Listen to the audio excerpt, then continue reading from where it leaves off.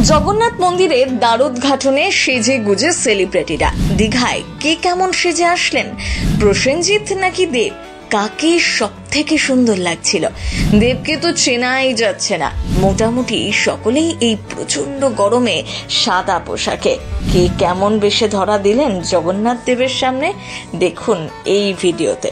বহু প্রতীক্ষিত বাংলার মানুষের অনেক দিনের চাহিদা, সেই চাহিদা কিন্তু মিটালো পশ্চিমবঙ্গ সরকার, মুখ্যমন্ত্রী মমতা বন্দ্যোপাধ্যায়। এক কথায় তার উদ্যোগেই পশ্চিমবঙ্গের সৈকত নগরী দীঘাতে কিন্তু গড়ে উঠল জগন্নাথ ধাম। সেই জগন্নাথ ধাম কিন্তু ইতিমধ্যেই দ্বারোদ্ঘাটন হয়ে গেছে শুভ অক্ষয় তৃতীয়ায়, একেবারে ভারতীয় সময় 3:14 পরনে সাদা কালো কাজের পাঞ্জাবি এবং সাদা রঙের চোস্তা। প্রসেনজিৎ চট্টোপাধ্যায়কে দেখা গেল একেবারে বাঙালি সাজে। যদিও প্রসেনজিৎ এই পাঞ্জাবি আগেও পরেছেন। এত বড় তারকা হওয়ার পরেও তারা যে পোশাক ইউজ করেছেন সেটাই দারুণ ব্যাপার। এই বয়সে যে তিনি এত ফিট তা দেখেই আরো অবাক হন দর্শকরা। এদিন উপস্থিত ছিলেন নচিকেতা চক্রবর্তী।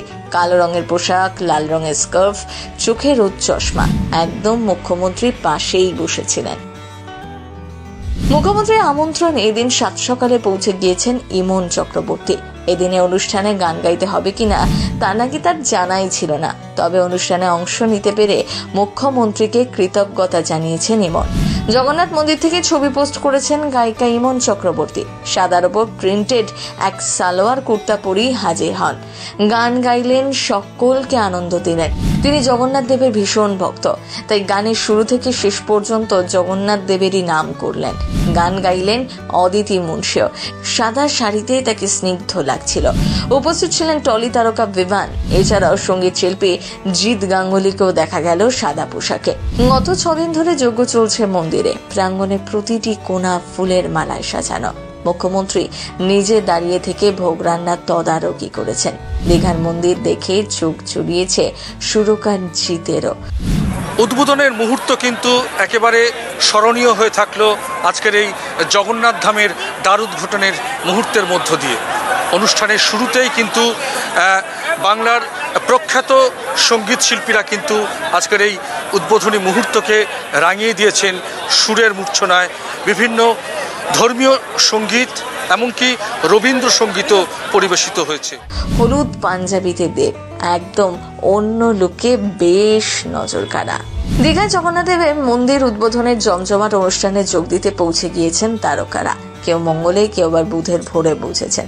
মন্দির উদ্বোধনী অনুষ্ঠানে পারফর্ম করতে চলেছেন নৃত্যশিল্পী ডোনা গঙ্গোপাধ্যায়। তার দীক্ষা মঞ্জুরিও পারফর্ম করে এদিন।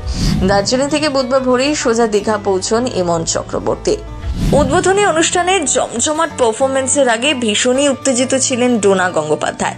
এক সাক্ষাৎকারে বলেন, ভীষণ সুন্দর হয়েছে মন্দিরটা। এরকম অপূর্ব মন্দির আমি আগে কখনো দেখিনি। প্রায় 30 জনের মতন এসেছি আমরা। সবচেয়ে বড় কথা, মুখ্যমন্ত্রীর আমন্ত্রণে এই অনুষ্ঠানে উপস্থিত থাকতে পেরে আমি নিজেকে ভীষণ ভাগ্যবান বলে মনে করছি। জগন্নাথ দেবের কাছে প্রার্থনা করি যেন খুব ভালো হয় অনুষ্ঠানটা। একেবারে প্রাণ প্রতিষ্ঠার মধ্য দিয়ে দ্বারোদ্ঘাটন হয়ে গেল দীঘার জগন্নাথ ধামের। এই মুহূর্তে আমি সেই দীঘার জগন্নাথ ধামের ভেতরে প্রবেশ করেছি। আমার ক্যামেরা পার্সন বন্ধুকে বলবো একটু ঘুরিয়ে সামগ্রিক ব্যাপারটা দেখাতে। আমরা প্রথম গেট পার করে যে দরজা, সেই দরজা পার করে দ্বিতীয় দরজায় ঢোকার মুখে দাঁড়িয়ে রয়েছি। ভেতরটা একটু ঘুরিয়ে দেখাতে বলবো।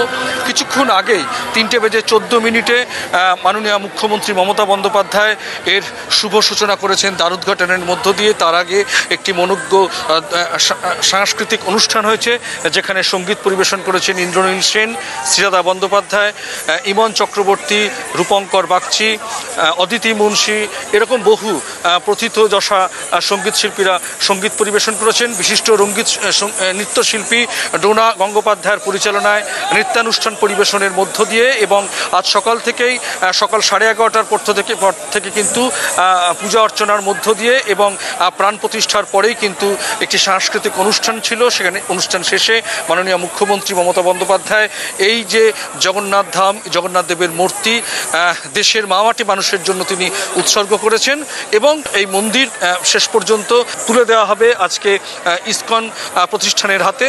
তারা কিন্তু পরিচালনার কার্য বহন করবে। এখানে যারা সাধারণ মানুষও প্রবেশ করতে পারবে, এখানে ভোগ গ্রহণের ব্যবস্থাও থাকছে।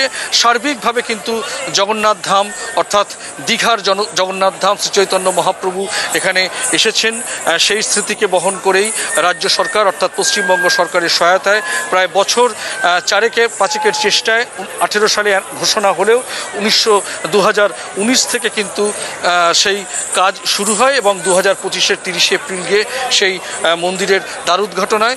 পরবর্তী দ্বিতীয় যে দরজা মন্দিরে ঢোকার, সেই দরজায় কিন্তু যারা নৃত্যশিল্পী তারা সেখানে সেই মন্দিরে এখন প্রবেশ করছেন। সেই সঙ্গে সাধারণ মানুষের আগে অতিথি অভ্যাগতরা এবং সংবাদ মাধ্যমের প্রবেশের সুযোগ করে দেওয়া হয়েছে। আমরা সরাসরি প্রথম কলকাতা পরিবারের তরফ থেকে প্রথম বাংলা পেজে অবশ্যই সেটা দেখানোর চেষ্টা করছি। সে অনবদ্য সুন্দর মুহূর্ত মন্দিরের ভেতরে আমি প্রবেশ করতে বলবো, আমরা সেই দৃশ্যই দেখাচ্ছি। এই মুহূর্তে জগন্নাথ ধামের অর্থাৎ দীঘার জগন্নাথ ধাম থেকে পরমাশিস হোসেন।